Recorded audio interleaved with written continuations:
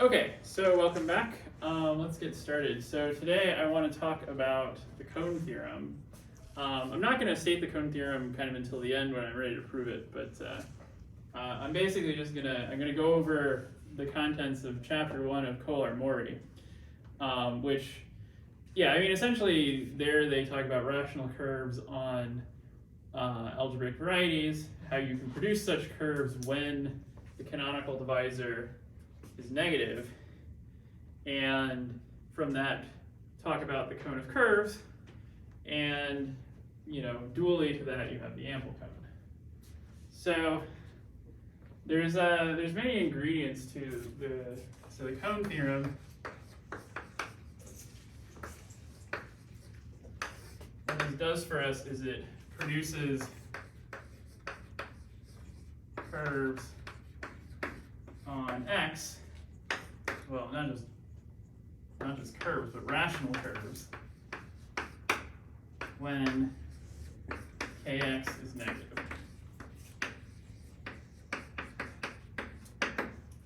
Okay, so what are the ingredients to this? So how do we do this? So one concept here is bend and break.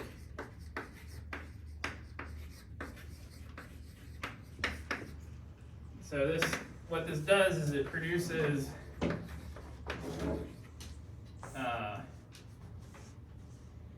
from a curve that moves a lot,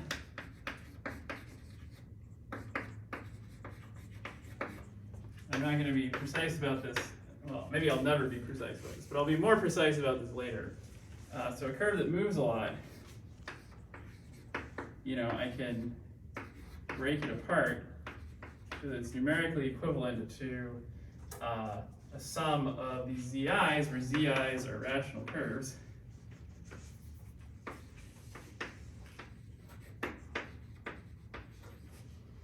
Okay, so that means. When you say negative, you mean not nef, or? Yeah, I mean some negative. So it could be that just like minus k is ample, where you have a Fano variety, and then in that case you can use this to produce lots of rational curves. Okay, so it's really. But yeah, what we're really aiming for is when k is not nef, and so then we'll get a description of the part of the cone of curves where k is negative.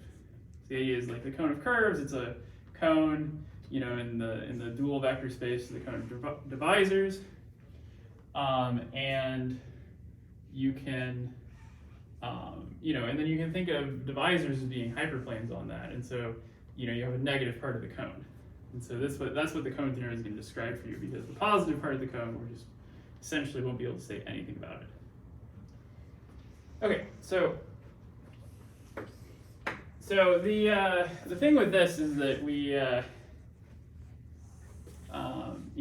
to make use of this, we're going to need a curve that moves a lot, and in general that might be hard to find. So the idea being that you can compute cohomologically how much a curve moves, and then exploit that. So now. So the idea is that the deformation space has a curve C mapping to X via F moves in a family of dimension at least as big as the Euler characteristic of the pullback of the tangent bundle of X. And then this is the different, this is the Euler, so this is just the holomorphic Euler characteristic. And then you can work out, via kind of a Riemann-Roch style calculation, that this is minus kx dot the image of C. And then you have a term coming from the dimension of X times, I think this is supposed to be a 1 minus G of C. Okay, and so if this dimension is large, which we can make large because we have an inequality here, but that's okay because we're trying to make it large. We have the bound in the correct direction. And so we have some curve, and then we want to show that it moves in a big family. So now the deal here is that you say, okay, well, if k is negative, then this term is positive, assuming f doesn't just like match to a point. And then here, well, this term might be positive or negative depending on the genus of the curve.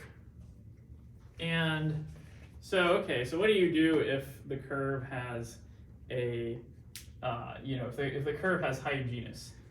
Well, the idea is you say, okay, well,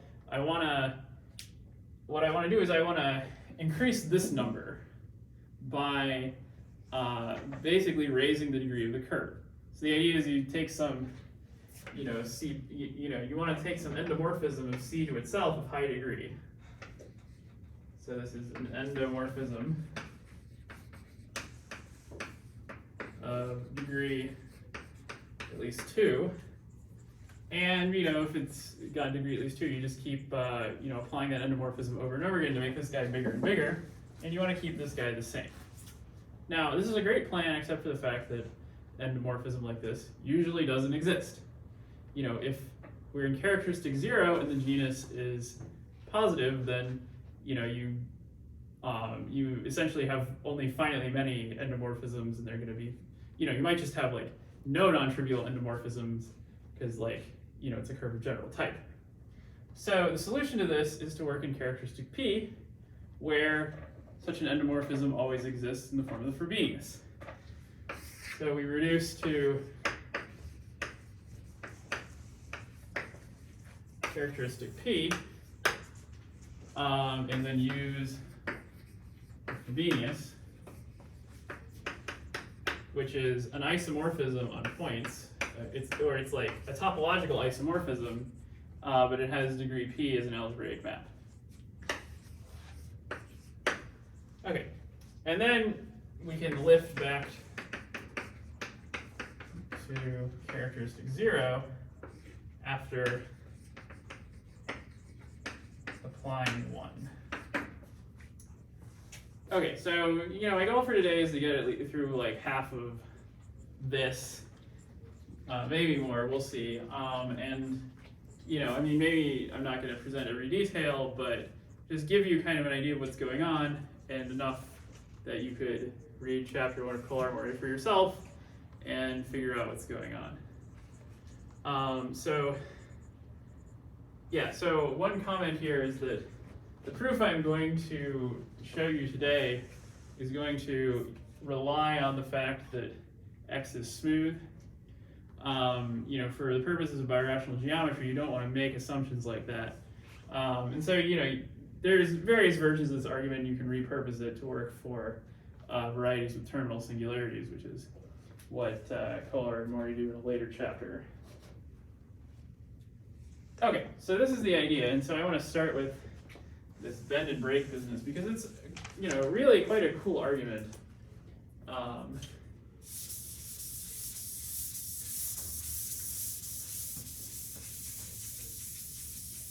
And it's one of these things that's special to algebraic geometry, I think, the way this argument works. Yes, I think there was a dispute between complex analysts like Siu and algebraic geometers, and what's the strongest machinery? And the people from complex analysis, like Siu, they could not do that one.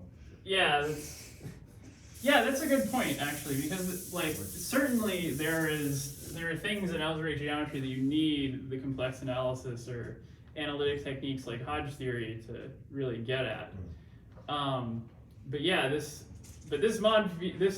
right here is like straight up algebraic and requires this characteristic P reduction argument, which is, the first time I saw that, I was just kind of floored that it's like you're allowed to do that. But we'll get to that in a bit. The basic idea is that, you can do it over positive characteristic, and as long as the calculation works for infinitely many P, then there's nothing that can go wrong in characteristic 0 because, if there was something bad in characteristic 0, it would be bad for, all but finitely many primes. or maybe the way to say it is like, the only way you can stop something bad from happening in characteristic 0 when you go down to characteristic p is that something even worse happens to make it work, but that's only going to work for finitely many primes. Okay, so bend and break.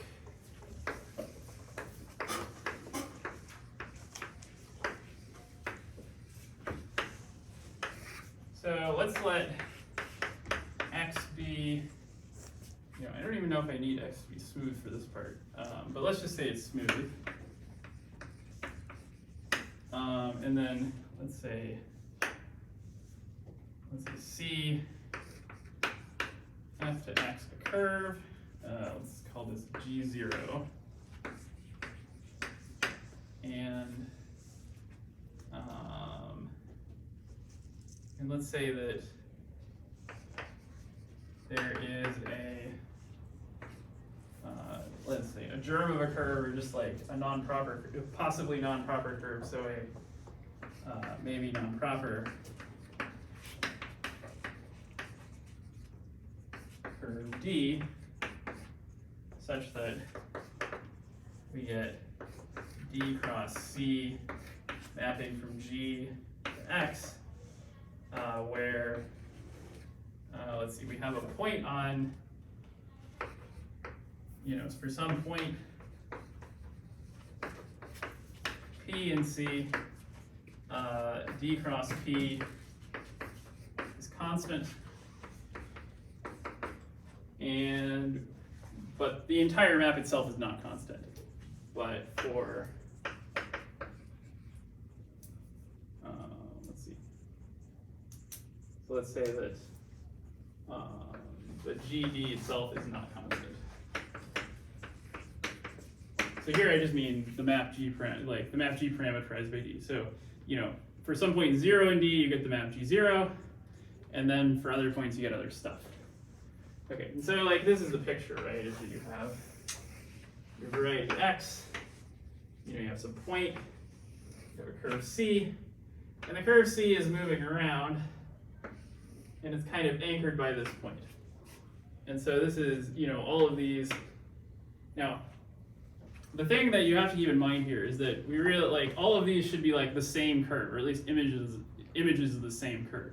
So if you just take a bunch of hyperplane sections of a surface, it's not going to be this picture, because even though the curves are going to have the same genus, and they might go through a base point, it's not the same curve. Two curves of the same genus just might not be isomorphic. But here, this is requiring that all the curves be isomorphic. So the idea is you have, the C moving around, and this is parameterized by D. So you can think of this as the curve D, and then you might have some limits, and the idea is that in the limit you're going to have some rational curves showing up. Okay, so what's the claim here? So the idea is that as you move this curve C around, eventually it breaks apart into pieces. That's why this is called bend and break. So why does this happen? Well, it's just kind of a property of algebraic maps. So the idea is we extend D to proper curve D bar, and so then we get a rational map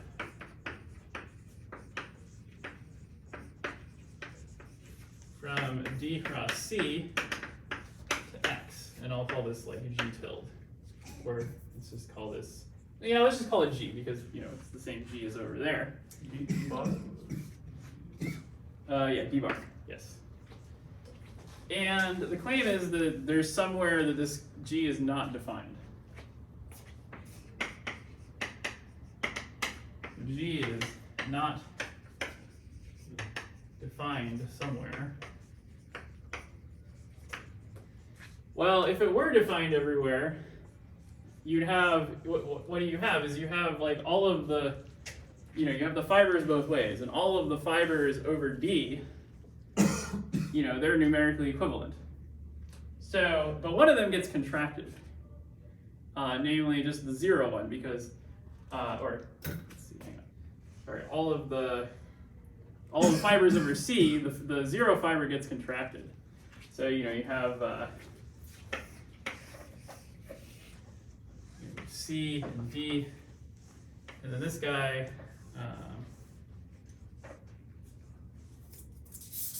some horizontal guy. This guy is contracted. And, of course you're going to contract a single curve on an algebraic surface, but when you do so, you have to contract all the numerically equivalent guys. So all of these other guys would have to get contracted too, unless this map is not well defined everywhere. So, so if the map were defined everywhere, so everything else would have to be contracted.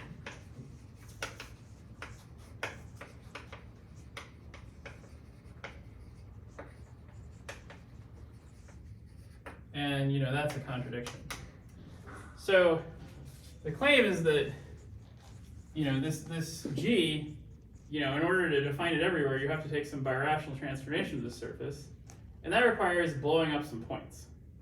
So once you blow up the points, then that produces rational curves, and those are the rational curves we're looking for.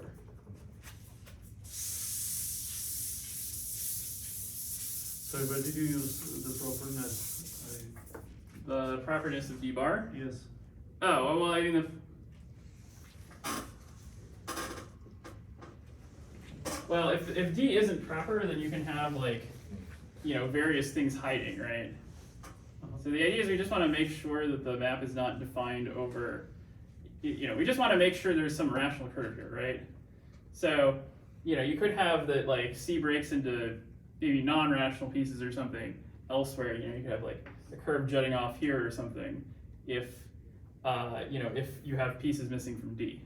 So that's where the properness comes in. It's just to say, I want to talk about what's happening on a projected or a proper surface. So then, this numerical equivalence argument, like, Kolar Moore uses a better argument where they, it's a little more general, but, this is kind of the gist, is just that, like, if you have a thing that's contracted and you kind of move it, then it's still going to be contracted. So the idea is, moving to this lets us think of our family of curve C through the point as a family as being parameterized by this other curve D. And then you're saying, okay, well, where does, you're saying, like, I can identify, this point, and this point. And so then, the idea should be that, oh, well, then I connect these by another curve D, and it's like the same D everywhere. So the idea is just compactifying gets me the D bar. Does that answer your question? Okay. Yeah, the point is we want to work on a proper thing, because then we can kind of, like, there's no place on the surface that's mysterious to us. And so the idea is, like, well, how many ways can we compactify the original thing? Well, we can always compactify it this way, but if the map isn't defined here, then we have to stick rational curves in. So, it's more to say that we have to compactify so that we get the rational curves, but we're picking this compactification because we know it's a compactification, and we know that if we change this compactification at all, then we have to get rational curves. Okay, so we resolve the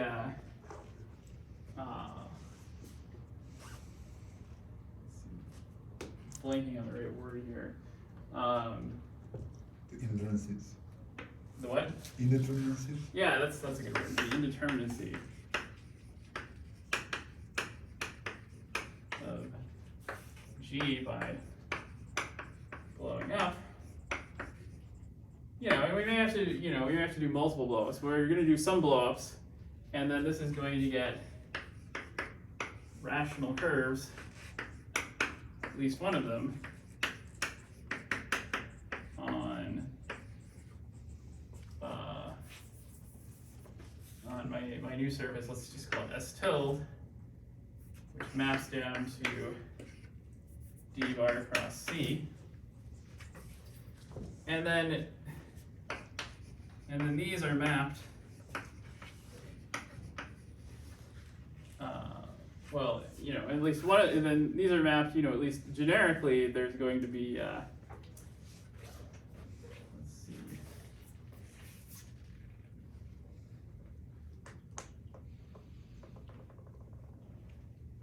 Yeah, I guess there's a step here, you know, I mean, so you can kind of, the image of a rational curve is rational.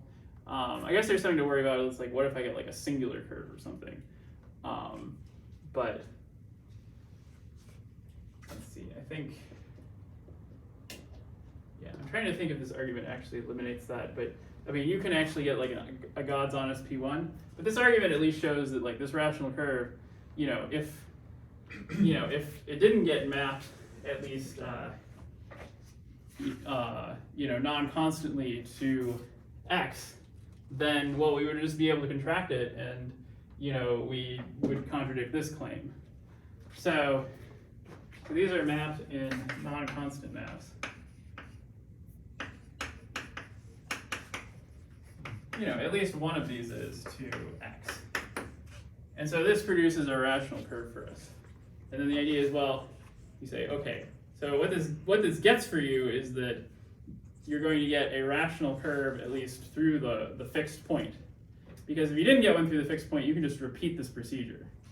But if you do get one through the fixed point, then, well, then the argument stops. Okay, so this is kind of, you know, the main idea behind bend and break is that the fact that, you know, algebraically, this picture is a little bit funny because it doesn't like quite work here. That's what guarantees us that that curve has to break apart. And in particular, it has to break apart with a rational piece. Now, what we're going to end up doing is we're going to need a little bit more. So there's actually two versions of bend and break. So the first one is the one that I'm showing you here. And the second one, so this one is for curves of general type, and then, or for curves of positive genus. And for a rational curve, you know, you might have a rational curve which is like kx negative, but you want it to be, you want it to have maybe small degree. Well, there's a version of bend and break for that too, to kind of get the degree down. So you can use this to, if you have a curve that moves enough, guarantee you have a rational curve. So that's what we're using this for. Okay. So let's next talk about moving curves around inside X. So I'm going to black box this result from deformation theory that Kohler-Mori also black boxes it, and they point you to a reference.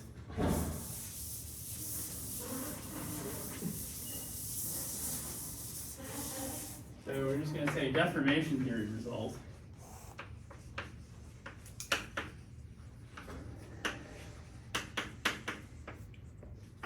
Which is the size of family of maps from C into X is greater than or equal to chi of C F upper star of the tangent bundle. And then this was equal to minus kx dot C plus dimension of X times 1 minus G. Okay, so kind of an interesting comment here is that this is for deforming the map. So the curve is staying constant, which is exactly what we need for bend and break. Because bend and break requires this product structure. And if you just have that, oh, you know, I'm moving the curve around in the kind of naive way where you might change what the curve is. If I'm just saying like, oh, I take like, you know, like a degree 4 thing in P2, that's a genus 3 curve, it's smooth, and then I move it around. Well, if you move that equation around, you're liable to get a different genus 3 curve. And that's not what we're looking for, because then we can't apply the bend and break argument. But you can kind of like compare, where you could say, well, you know, what happens if I allow the curve to move in moduli? So just as kind of an aside, let's think about this formula a little bit and see if it makes some intuitive sense to us. So the moduli space of curves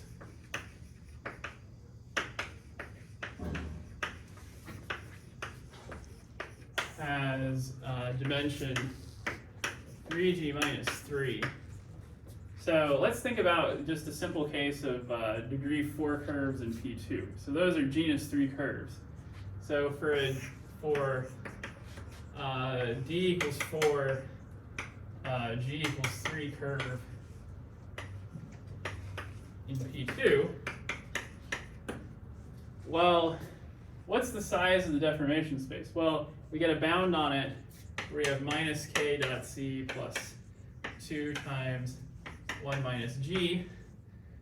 So minus k on P2 is just 3. So 3 times 4 is equal to 12. And then I have 2 times 1 minus g, so then I subtract 4. So that gives me 8. So that gives me 8 directions to deform in.